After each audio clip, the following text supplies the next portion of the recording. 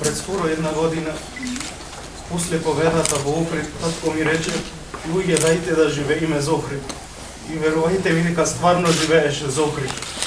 Сите знаат колка фан беше на клубот Партизан. Уште во средна школа ме носеше на утакмици и велеше, сине, ајде дојди со мене, ќе ти покажам што е љубов. И јас мислев дека е тој најголемиот грубар, тоа се навачите на Партизан, но испадна дека е тој најголемиот рибар, бидејќи во последно време, кога и да му рече, ајде тато да гледаме утакмица, тој ќе ми речеше, сине, јас си се секирам за градот, знаеш. Пред неколку дена имаше многу состаноци и се врати во 18 часот, а во 19 часот веќе имаше нов состанок. И само дојде дома, јас во тоа време учев, и тој легна малку да одмори, и кога стана за пола сат, јас го прашувам, добро бе тато, како можеш така лесно да заспиеш? Тој ми вика, добро сине, мене ми е чиста совеста за... Луѓе, не можам да ви објаснам колку позитивна енергија имаш. На почетокот на моите студии, сега имам само уште еден испит на економскиот факултет во Белград.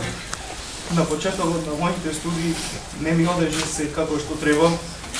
Многу се плашев од реакцијата на мојот татко, но ниту во еден момент не добив никаква казна, само поддршка. И он не го свати дека само со голема поддршка и со слога можеме да успееме. Друго не може.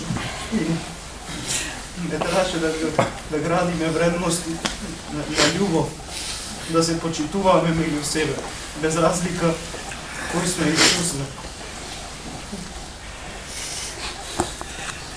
За тоа колку ми значеше во животот, нема потреба да зборувам.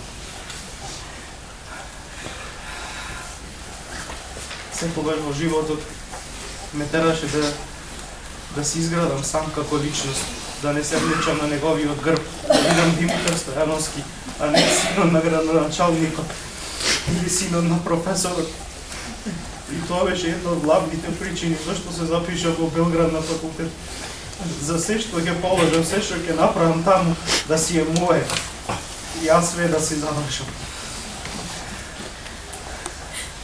Само со голема труд и посветеност, желба, како што имаше татко ми, само така може да се успее во живот.